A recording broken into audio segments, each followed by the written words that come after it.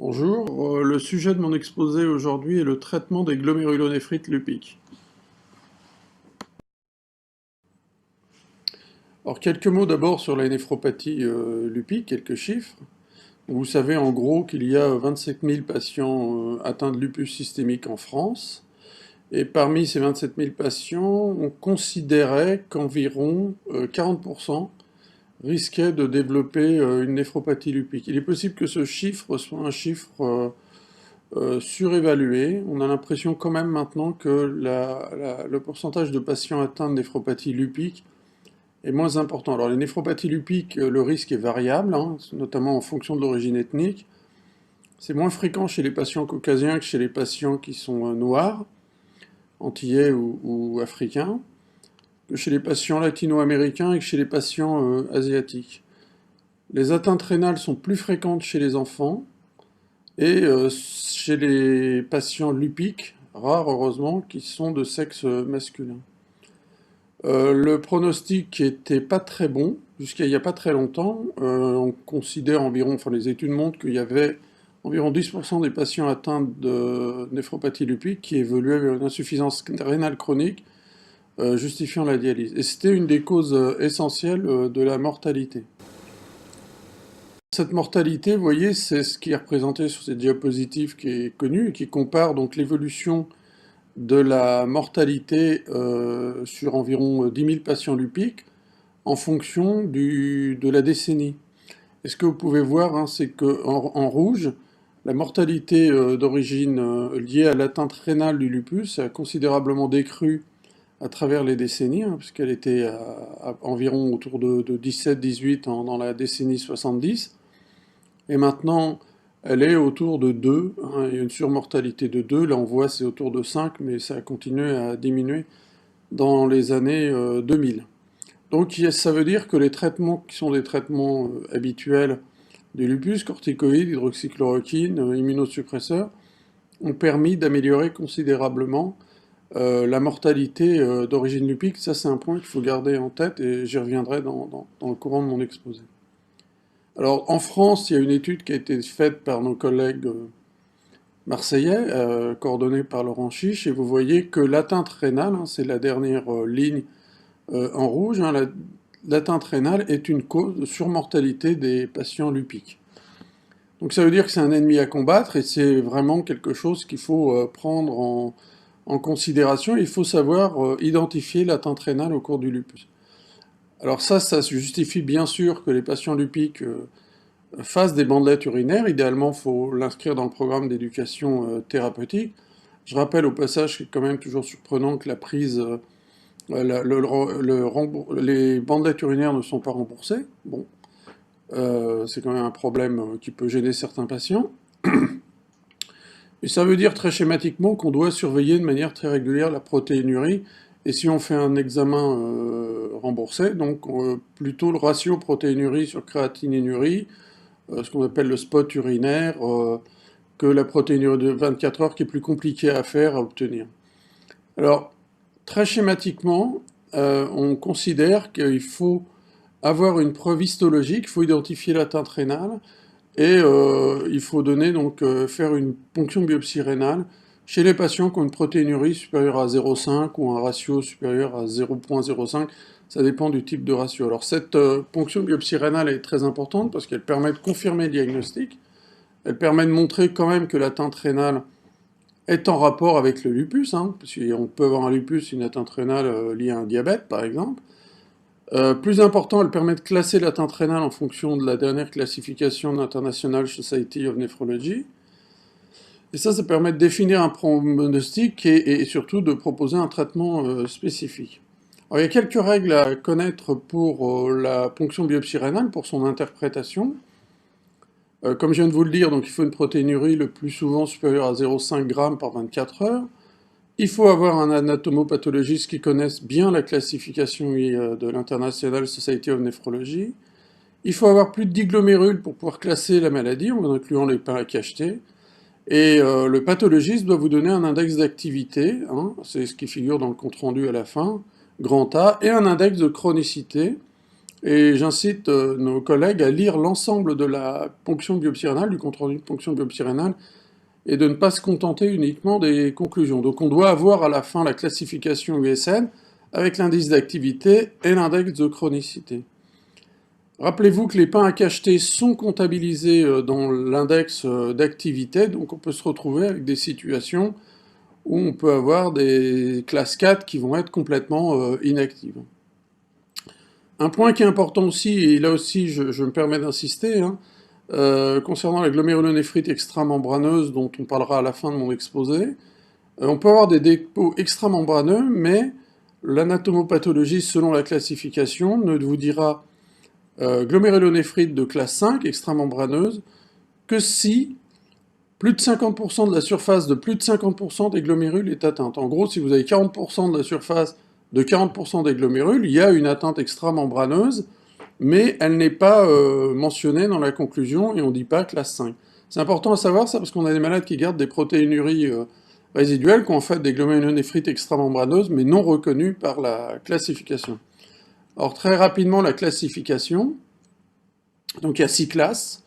Il y a la classe 1 en fait qui est celle avec des glomérules qui sont optiquement normaux, mais avec une immunofluorescence positive. La classe 2 c'est la prolifération mésangiale. La classe 3 et la classe 4 sur lesquelles on viendra après, c'est les prolifératives diffuses. La classe 5, j'en ai déjà parlé, c'est la glomérulonéphrite extramembraneuse. Et la classe 6, c'est la sclérose avancée. Alors pour le traitement des glomérulonéphrite lupiques, on est aidé, maintenant il y a un grand travail qui a été fait, on est aidé par les recommandations qui sont à la fois des recommandations européennes, et également des recommandations qui ont été faites par nos collègues américains. Et très schématiquement, elles se recoupent, j'insisterai un peu sur quelques différences, mais en gros, on peut dire que, sans d'ailleurs que les gens soient vraiment concertés, ces recommandations ont abouti à peu près aux mêmes lignes thérapeutiques. On va commencer par la classe 2, donc la prolifération mésangiale. Alors quand on a une classe 2, c'est important de savoir qu'on n'est pas obligé de traiter, comme souvent les gens ont tendance à le faire, comme la classe 3 ou la classe 4. On n'a aucun élément dans la littérature qui permette de donner une conduite thérapeutique de manière formelle. Alors, pour cette classe 2, donc la prolifération mésangiale, les recommandations, elles sont très variables. Ce qu'on sait de toute façon, et notamment dans les formes néphrotiques, c'est qu'il faut donner dans tous les cas de figure un antihypertenseur et un antiprotéinurique. Et en fait, la question sur la corticothérapie ou sur l'association avec une immunosuppression, elle est très très variable. Vous voyez sur cette figure les différentes recommandations. Pour les Américains, il n'y a pas de traitement immunosuppresseur. En Europe, en fonction de la protéinurie, on donne ou pas des corticoïdes. Je crois qu'il faut suivre cette recommandation qui me paraît justifiée. Dans les formes néphrotiques, il ne faut pas hésiter à donner des doses modestes de corticoïdes, 0,25-0,5 mg par jour, seul ou en association avec de l'Imurel par exemple, ou un autre immunosuppresseur comme du mycophénolate mofétine. On traite surtout les formes néphrotiques. Mais retenez que les classes 2 ne se traitent pas automatiquement par corticoïdes immunosuppresseurs. Ça vous rappelle la nécessité de bien lire les biopsies, puisque atteinte rénale lupique, ça ne veut pas dire forcément traitement corticoïde ou immunosuppresseur. Alors on va passer maintenant au gros de mon exposé, c'est les classes 3 et les classes 4, les glomérulonéphrite prolifératives. Alors comment on fait la différence? Un petit mot juste sur l'histologie, je crois que c'est intéressant de le savoir. Si on regarde sur cette diapositive, on voit à peu près les 10 glomérules qui ont été biopsiés. Et si donc l'anapathe va compter uniquement le nombre de glomérules qui sont atteints, donc là vous avez par exemple 3 glomérules qui sont atteints, donc il y a moins de 50% des glomérules qui sont atteints. Et je rappelle, en comptant dedans les lésions chroniques. Si c'est une atteinte qui touche moins de 50% des glomérules, la classe est focale, donc c'est une classe 3. C'est une proliférative focale, une classe 3. Et si c'est plus de 50% des glomérules, c'est une classe proliférative diffuse, c'est une classe 4.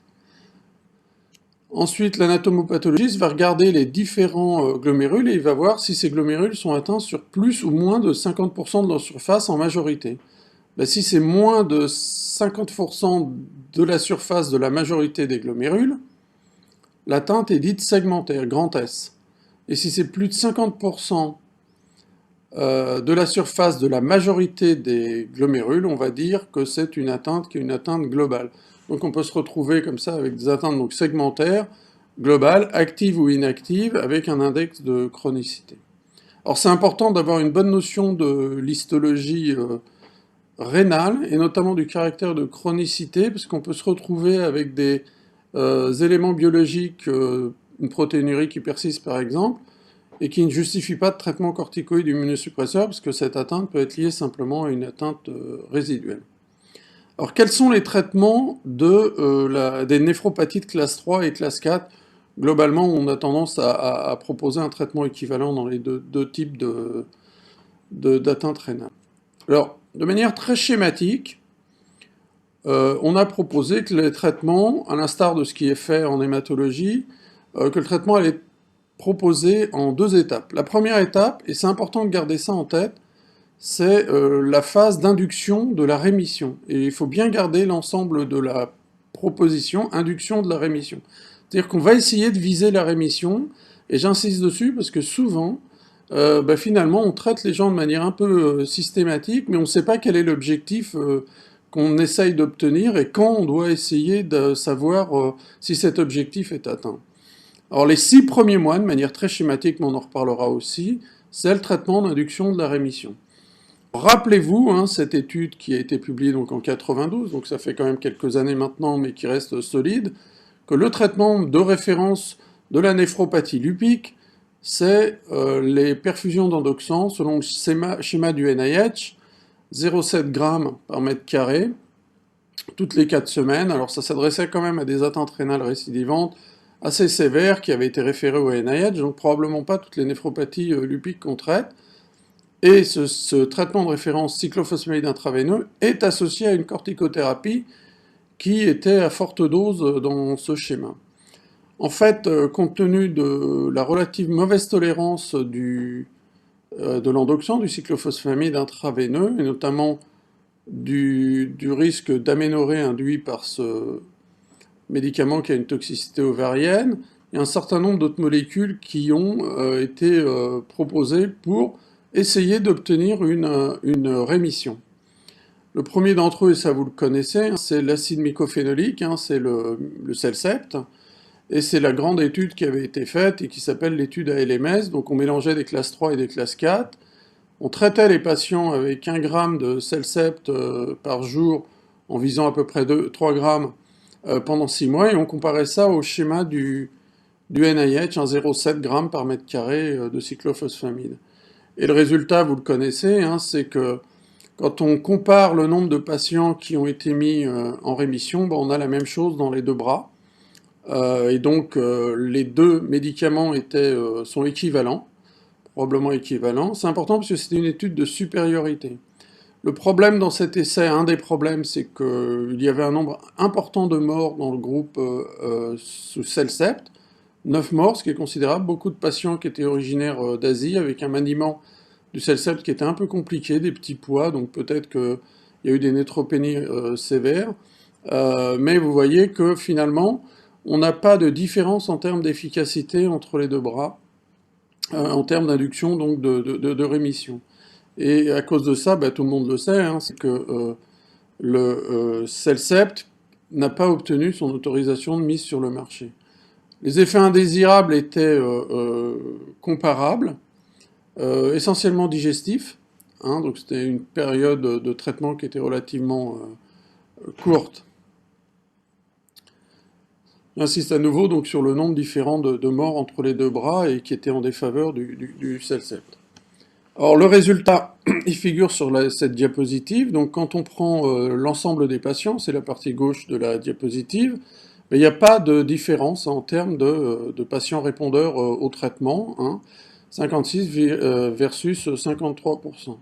Un élément quand même qu'il faut noter, qui peut être utile en pratique quotidienne, c'est que chez les patients qui étaient les patients qui n'étaient pas asiatiques ni caucasiens, donc pour les États-Unis, les patients dits hispaniques, donc essentiellement le Mexique, hein, et les patients originaires des Antilles, afro-américains, il y a une différence nette en faveur du Cellcept. Donc peut-être que chez ces patients-là, il faut préférer le Cellcept en traitement d'induction au cyclophosphamide intraveineux, selon le schéma du NIH.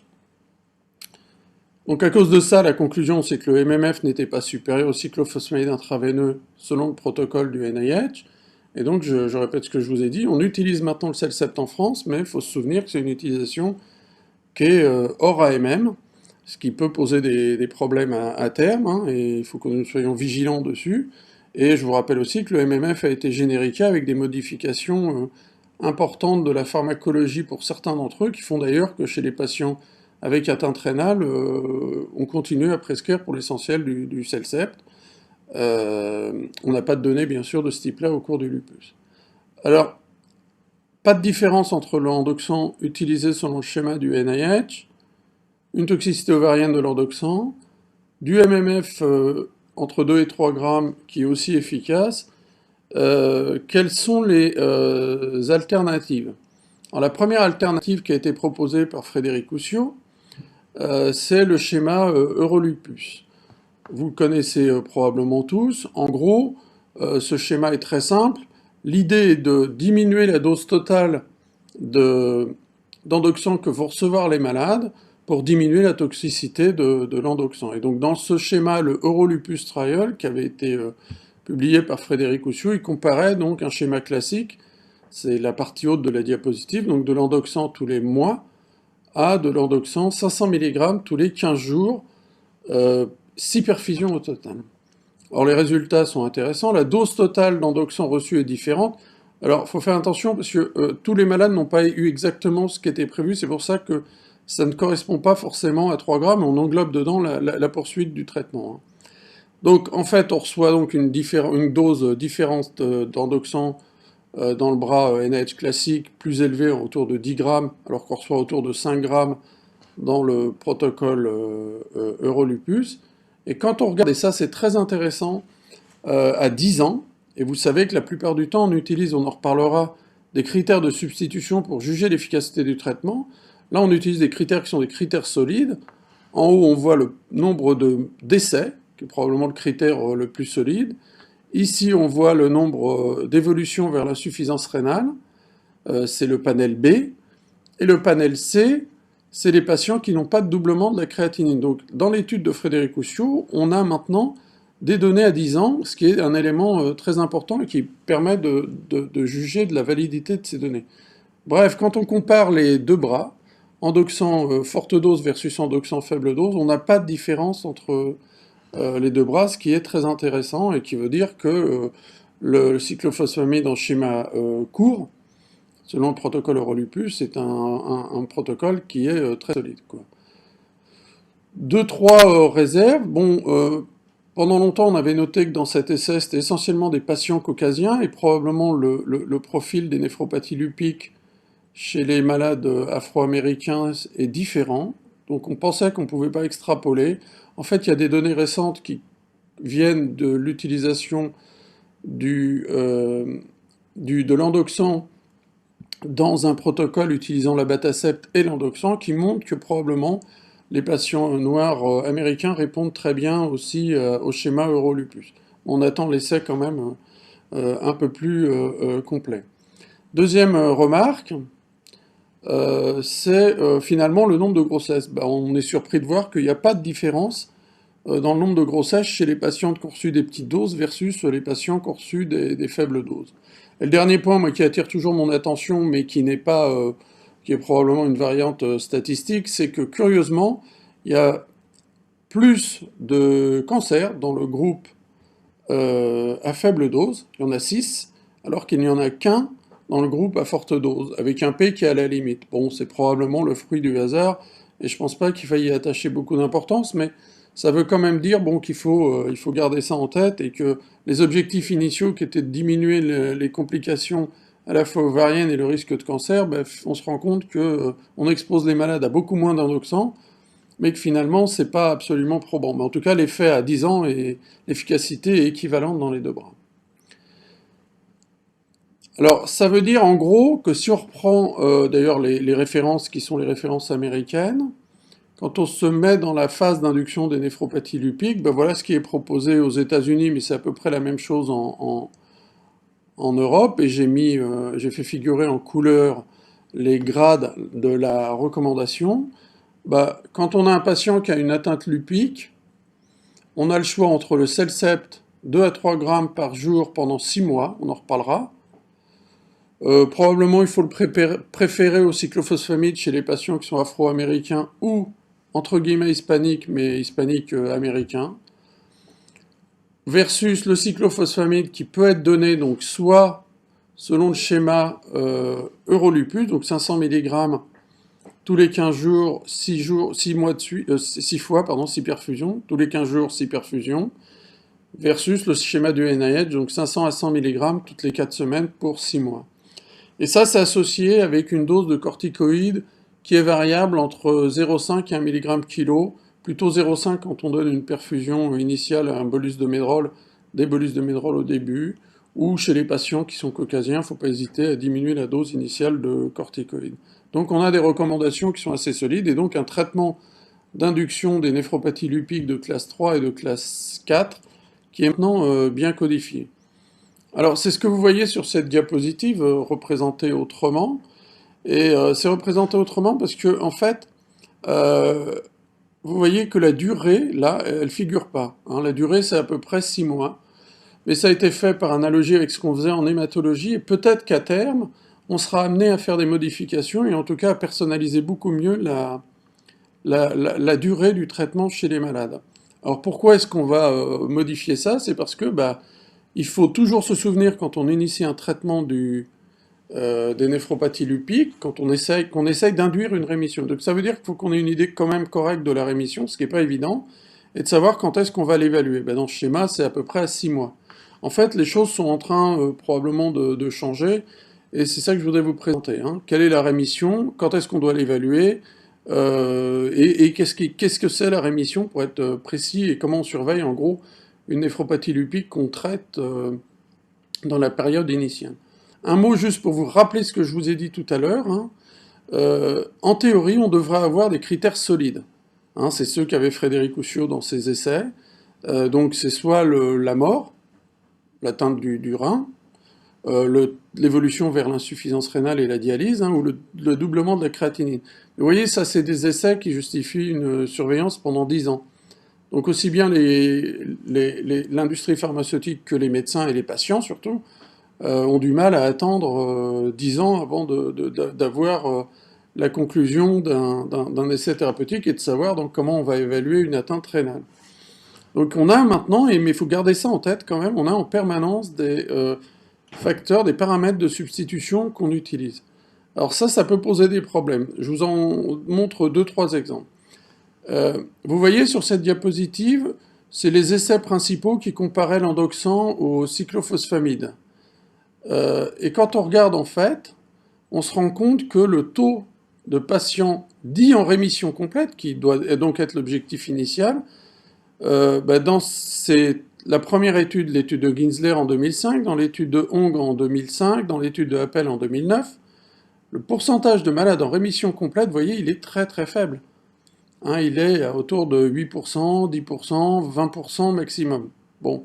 Et ce qui est important, c'est de noter qu'en fait, c'est la durée de ces études est de 6 mois.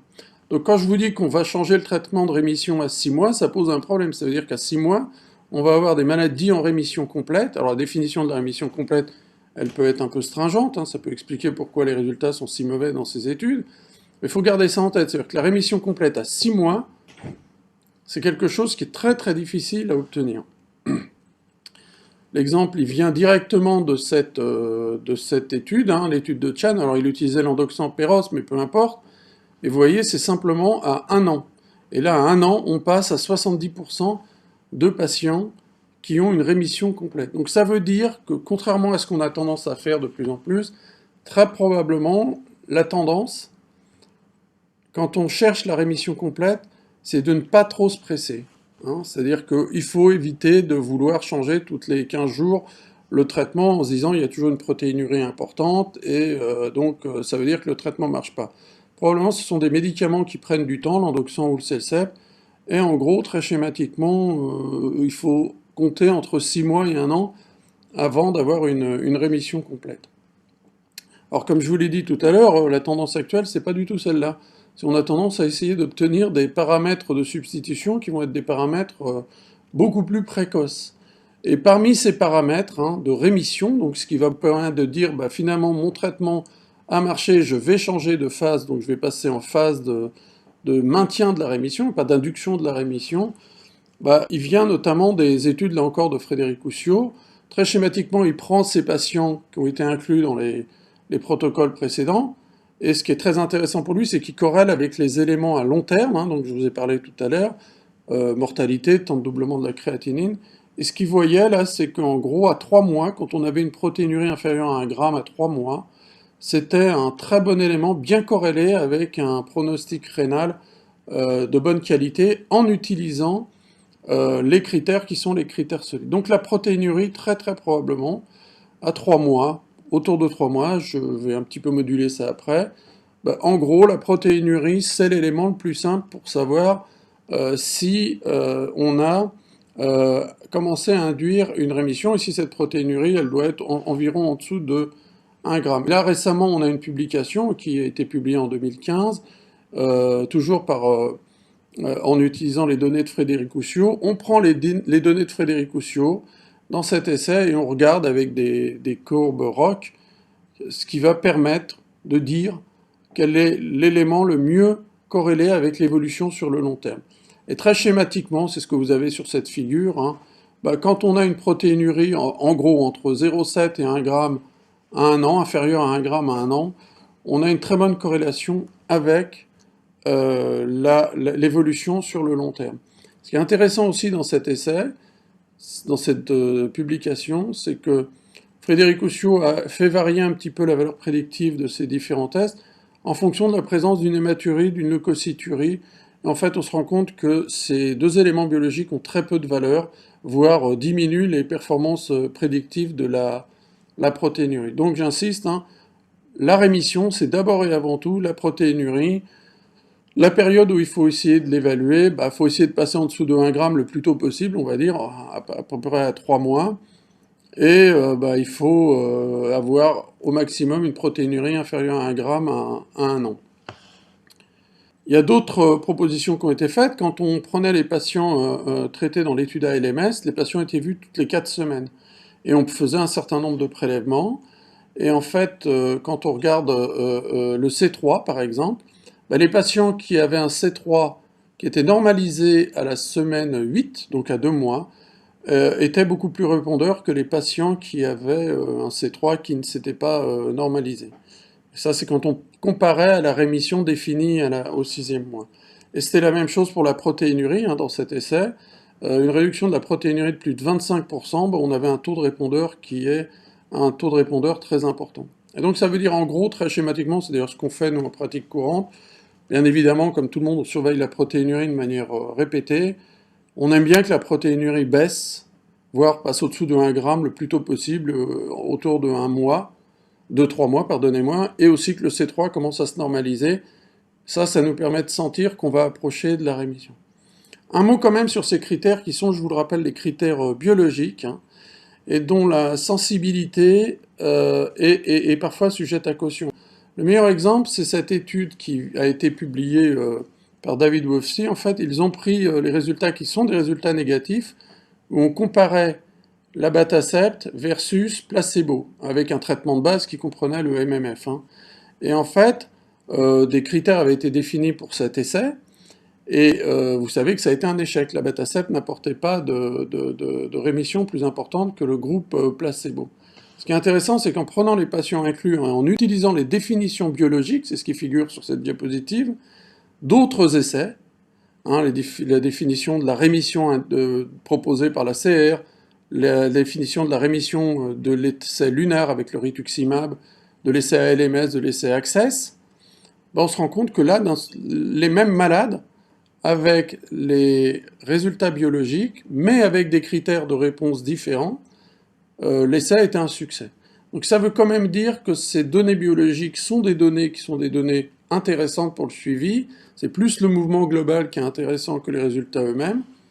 Mais ça veut dire aussi, et nous c'est ce qu'on a tendance à faire, mais je sais que c'est pas partagé par tous, hein, la biologie c'est important, c'est ce qui est proposé d'ailleurs dans les recommandations de l'EULAR, pour le switch, hein, quand on veut changer de médicament, mais nous on fait très souvent, et les néphrologues le font beaucoup plus que nous, à juste titre à mon avis, il faut une confirmation anatomopathologique quand on commence à discuter l'absence de rémission d'un patient et qu'on veut modifier le traitement. Et ça, je crois que c'est très important.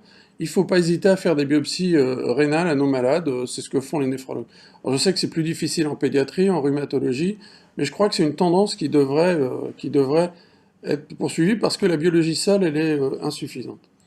Un mot aussi sur ce qu'on appelle la rémission, il faut toujours penser à éliminer les fausses néphropathies lupiques réfractaires. Hein. La première d'entre elles, elle est simple, tout le monde le sait, c'est les médicaments non pris, hein, les patients qui n'adhèrent pas au traitement.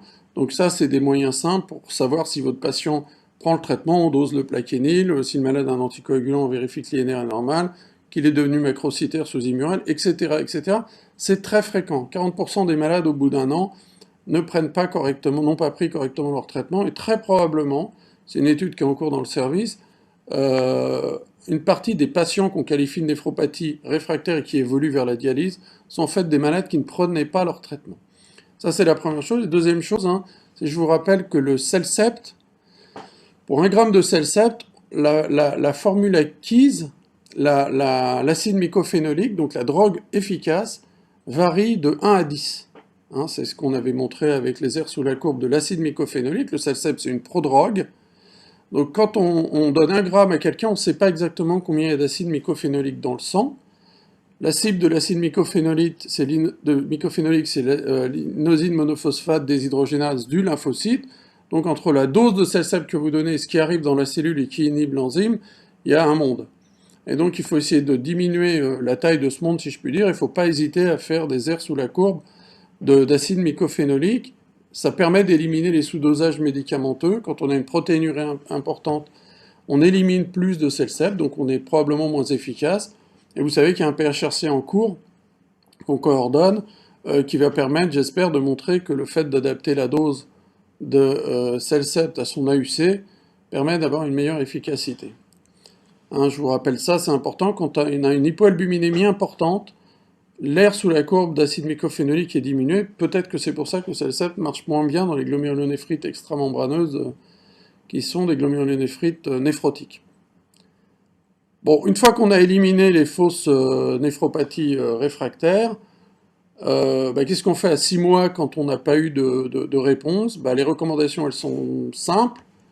On change. Si on était sous MMF, on passe au cyclophosphamide et vice-versa. Hein. En gros, on peut récupérer un certain nombre de patients. Remarquez quand même que le niveau de preuve n'est pas très élevé. Donc ça veut dire quand même que dans la surveillance après, il va falloir faire une surveillance rapprochée et pas hésiter à agir beaucoup plus tôt et peut-être pas attendre très longtemps avant de dire que le nouveau traitement est un échec. Alors ces dernières années, cette dernière année d'ailleurs, on a des nouvelles propositions thérapeutiques quand même pour les patients en phase d'induction qui sont venus d'Asie. En Asie, les gens utilisent beaucoup le tacrolimus. Hein. Ça, c'est un papier qui a été publié l'année dernière dans Annals of Internal Medicine. On comparait, vous voyez, le tacrolimus 4 mg par jour et le Cellcept, mais 1 g par jour. Je vous rappelle les problèmes que les patients asiatiques avaient eu avec le Cellcept à 2 g par jour. Et on comparait ça au schéma du NIH.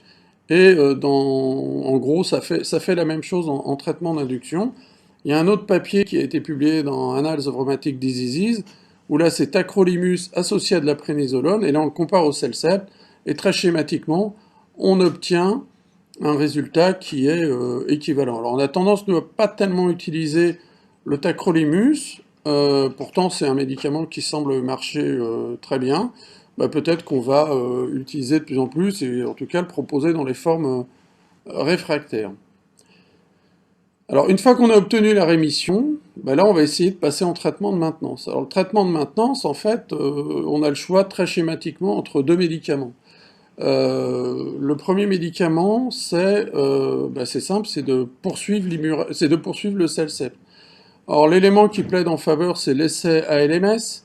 En gros, les malades qui étaient inclus dans la phase d'induction et qui ont eu une réponse, ça c'est important, hein, pas tous les malades, ont été re-randomisés à 6 mois.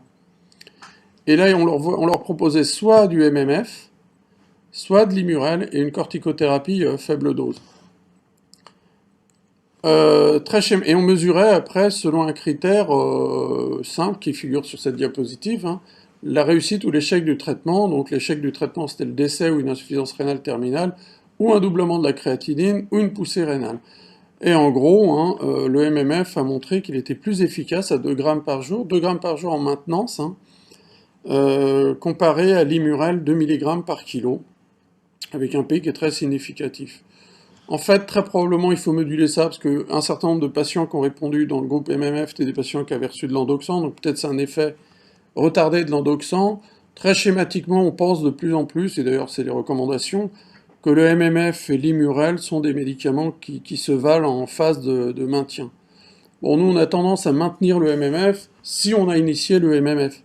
Hein, c'est toujours compliqué d'expliquer à un malade qu'il a pris un médicament qui l'a amené à la rémission, et que ce médicament, il faut le changer pour en donner un autre, alors que le même médicament pourrait être efficace. Mais c'est très variable. Les données qui sont vraiment en faveur de l'utilisation de l'Immurel, c'est encore l'équipe de Ushio qui a montré ça, hein, avec des données sur le long terme, chez des malades qui avaient reçu le même traitement dans la phase initiale, hein, c'est important, avec des données donc à 10 ans, hein, qui montrent qu'il n'y a pas de différence entre les deux bras, entre l'Immurel et le Cellcept, quand on regarde le temps de doublement de la créatinine, la poussée rénale, le fait d'avoir en termes de mortalité, il n'y a pas de différence. Donc c'est ce qui figure sur cette diapositive. En gros, très schématiquement maintenant, hein, on a le choix entre l'Immurel et le MMF entre 1 et 2 grammes. Quelle est la durée totale du traitement immunosuppresseur? C'est une question à laquelle les gens ne répondent pas pour l'instant. J'espère qu'on aura la réponse. Hein. La durée du traitement, on dit maintenant que c'est au moins 2 ans. Au moins 2 ans, et beaucoup d'auteurs sont d'accord sur le fait qu'il ne faut pas hésiter à poursuivre une immunosuppression longue, ce qui permet, au moins 5 ans, ce qui permet probablement d'interrompre les corticoïdes, enfin en tout cas de les diminuer considérablement, de les interrompre, et d'éviter les rechutes. Alors j'espère que le PHRC, qui est coordonné par Noémie Jourde à Marseille, Win Lupus, hein, nous permettra de répondre à cette question. Les inclusions évoluent très bien. Donc on devrait avoir cette réponse grâce à l'étude française j'espère, dans les années qui viennent. Alors qu'est-ce qui se passe quand la néphropathie lupique ne répond pas ni au MMF ou au cyclophosphamide? Alors là, on est dans un secteur où on n'a pas tellement de données, hein, solides. Les propositions, elles figurent sur cette diapositive. Le premier d'entre eux, c'est le rituximab. Je dois dire que c'est comme ça qu'on l'a toujours utilisé en France. C'était après échec d'un traitement corticoïde immunosuppresseur bien conduit, et nous on a tendance à l'utiliser en add-on. On rajoute le rituximab, 1 gramme J1, J15, et on a récupéré un certain nombre de patients. Avec ça, les pédiatres préfèrent souvent l'utiliser seul, donc arrêtent l'immunosuppresseur. On n'a pas beaucoup de données, les données de registre sont plutôt rassurantes, mais pour évaluer l'efficacité, c'est quand même très compliqué. Alors, ce qui est un autre élément qui plaide en faveur du rituximab, c'est cette étude observationnelle faite par un seul centre, qui a décidé de traiter donc, des classes 3, des classes 4 et des classes 5 par rituximab avec des bolus de médrol et du Cellcept, mais pas de poursuite de corticoïdes péros. Et en fait, ce qui figure sur cette diapositive, hein, de manière très simple, il n'y a pas de différence. À 1 an, les deux, le traitement en fait correspond à ce qu'on voit c'est une étude ouverte, correspond à ce qu'on voit dans les autres essais, voire mieux pour certaines classes. Donc en gros, on a le sentiment que les corticoïdes dans ce type de situation ne sont pas forcément obligatoires, c'est un peu trop tôt pour les éliminer, et surtout que le rituximab pourrait avoir un intérêt. Alors on est nombreux à plaider pour que le rituximab ait une nouvelle vie. Il y a des essais avec de nouveaux anti-CD20 dans les néphropathies lupiques. On va voir ce que ça va donner, même s'ils reprennent les vieux schémas, mais bon. Si on ne peut pas utiliser le rituximab, il faut revenir à ce que je disais tout à l'heure, les inhibiteurs des calcinurines. Hein. Donc tacrolimus, on a vraiment des données de plus en plus, donc c'est bien. la cyclosporine qui est probablement sous-utilisée dans les néphropathies lupiques, notamment en classe 5. Probablement des médicaments qui vont prendre une place de plus en plus importante à l'avenir.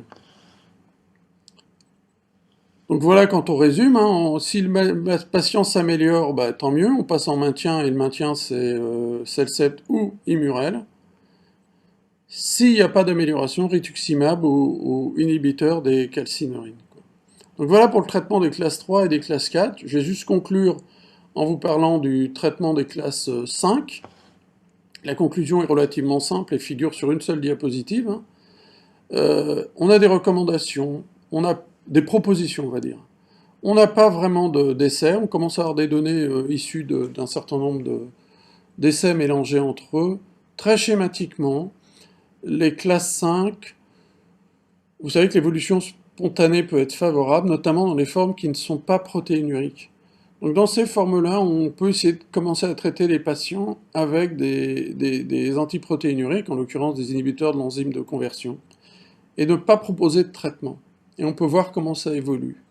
Et à l'inverse, dans les formes néphrotiques, et les recommandations, les propositions vont plutôt dans ce sens-là, bah, il ne faut pas hésiter à traiter comme on traite les classes 3 ou les classes 4, c'est-à-dire corticoïdes, petite dose, ou cyclophosphamide, ou mycophénolate mofétyle, ou Immurel, ou inhibiteur des calcineuries. Hein. La cyclosporine est très efficace dans les classes 5.